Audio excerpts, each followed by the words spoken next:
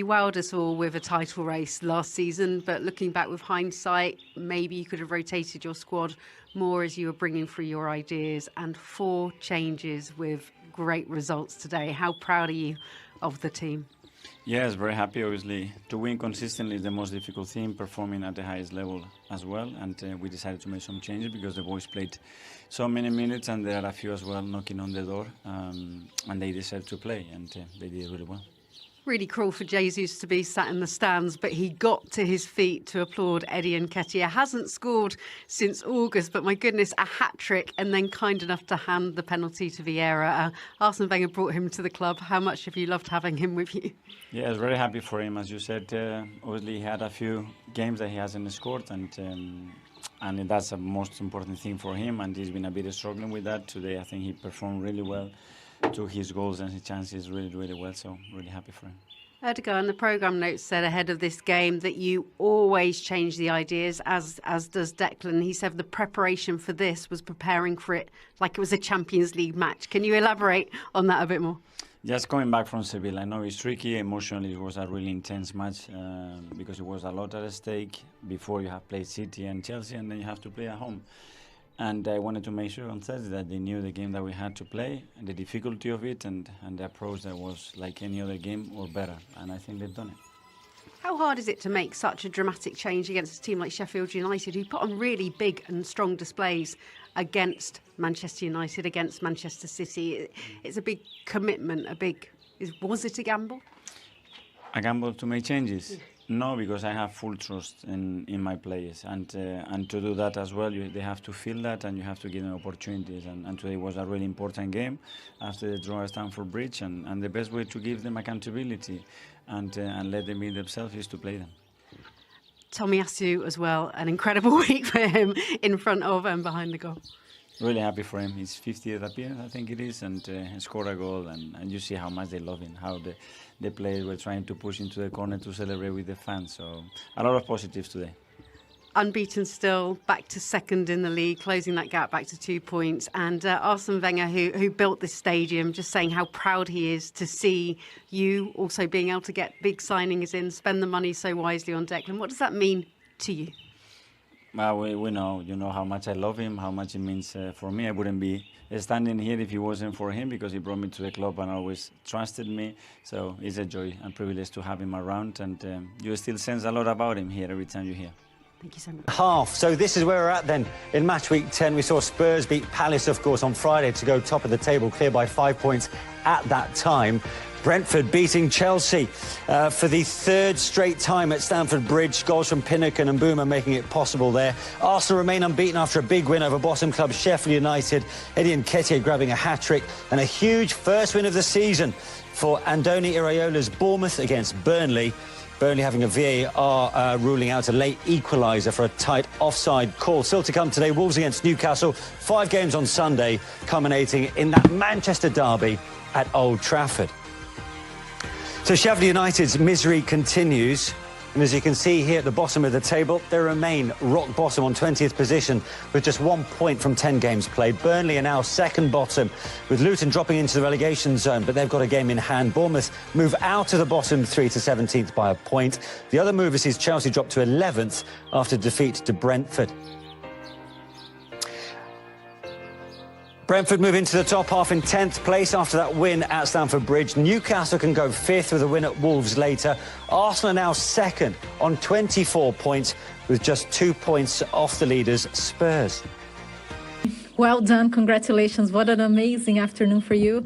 So between the first goal, that touch you give that takes the defender away before you score the goal, the second goal with that strike finish, and the third goal with the long distance shot, what was your favorite? Probably the third, to be fair. Yeah, I think to top it off with the hat-trick was really nice, and it was a good shot from outside the box. And didn't fancy the fourth, because I saw you giving the ball to him. I was on it. I was going to take it, but Fabio, it was a special moment for him. I think he's expecting a baby, and he won the penalty, so he asked if he could take it. I said, of course, team sport. I've got 3, so yeah. Well, Sheffield United, they sat deep, especially in the first half. But not only you managed to find goals, you managed to find 3 goals. So what was important in the way you move, in the way you read the game to find those spaces and find the 3 goals? Yeah, just stay patient. In games like this, where it's tight and it's low, it's about staying patient, staying in the right areas, arriving in the right areas. And my teammates found me today and I was able to finish my chances. And emotionally, how did it feel for you to score the hat-trick? Yeah, amazing. It's my first Premier League hat-trick here with the fans, the supporters, my family, my friends, and to do it with my teammates is an amazing feeling. So really happy with the 3 goals and the win. And another nice moment when you got the captain's armband. How was it? No, dream come true. A special moment for me, obviously being a childhood fan to captain the squad and to lead the team. Obviously B was first-time captain as well, which is really good. So now we're here. We came from a halo and we know what it means to the club. So it's really proud and special for us to be able to wear the armband. You got a chance in the team after Gabriel Jesus' injury, and he's been doing really well. But how much pressure do you put on yourself in a positive way, of course, to score when you get these chances? I try not to put too much pressure. I know I'm capable of scoring goals. It's just about being patient, getting in the right areas and working every day. I'm training hard even when I'm playing, not playing, scoring, not scoring, always putting on the work on the training pitch to make sure I'm sharp. And moments like this are good rewards for it. Well done, then, Eddie. Thank you. Very much. Cheers. Brilliant performance from Eddie Nketiah. He couldn't have asked for much more when you step into the shoes of Gabriel Jesus. Absolutely. 3 goals, well deserved. He's a goal scorer. He's a player that every time he plays, he wants to score goals, and he's shown that really, really well this afternoon. Yeah, and the first goal of the 3, how much of it was down to that first touch? Everything. I think that even with the ball from Declan, I think it takes a slight deflection that we might not see here, but his adjustment and to put the ball exactly in the space where the defender stepped out of and then to calmly compose himself and slot it is a brilliant finish. Great play from Arsenal. Too easy maybe for Declan Rice's ball to get through? Yeah, you could say that, but I think the defender tries to block it. Like I said, it does take a slight deflection, and I think that's what kills the defender, because the defender looks like he's going to anticipate to read it, but then doesn't stick his leg out, and after he does that, Nketiah sees the space and takes the ball in that area. And with each goal, the finishing gets even better. What about this half volley, Kola? Fantastic finish there. He's the first to react on the ball. He knows that the goalkeeper is fighting there, try to clear the ball, but Nketiah is there, ready to get the ball and shoot. Literally the only place he could have put it as well. The rest of the goal was blocked out, and he made sure he hit it high and hard, and it's perfect finish. Sheffield United not helping themselves there, though. Definitely not helping themselves. I think they're in a whole lot of trouble, to be honest. If they continue conceding goals and upon goals, I can't see a way out of it for them. Yeah. The next goal is quite a pivotal one. Not only does it complete his first Premier League hat-trick for Eddie Nketiah, it's his first goal from outside the penalty area, Kolo. Yeah, I think he's a player that is a fox in the box, I will call him. Yeah. He remind me of your dad, Sean, because he's a guy that he will always want to score goals in the box. He's already there. But here again, you can see the quality there. He turned, his first thing is to look where the goalkeeper is. He see there's no pressure on him. He shoot the ball. Great goal. I really love goals that are from strikers. Actually, you say he looks up. I don't think he does. Do you know what he does look at? He looks where the defender is. He uses the defender as a shield, and he comes back into the near post, which helps him with the strike. It's a beautiful strike. Do you think if both Nketiah or Jesus played down the middle? Yeah, I think he do? would. Yes, just based on that, he's more of a natural finisher. Jesus, I think, is an all-round player. He'll drift out to the right, the left, the centre. Whereas Nketiah wants to stay in between that 2 18-yard lines right in front of the goal, where he knows he can make the goals go in and give an important result to, obviously, Arsenal. OK, so 3-0 up. There were a couple of penalty appeals for Arsenal. One of them wasn't given. This was on Eddie Nketiah. At the time, Sean, you thought this should have been given? I still think it should be given. I think the defender doesn't play the ball at all, and it's his leg. They might say he initiated contact, but that's his running technique. Yeah. So his right foot's only coming back into technique, and I think it touches the back of his heel. He can't help that. Kolo? I think it's a penalty because Nketiah touched the ball before the defender, and then the defender kicked his feet. And for me, it's a penalty defender. You do, OK. But Arsenal did get one in the end, of course. Ollie Norwood fouling Fabio Vieira, substitute coming off the bench. Did they come to the right decision here, the officials? Yes, again, I think this one they actually got right. It took him a bit to get there, but you can clearly see there he doesn't touch the ball.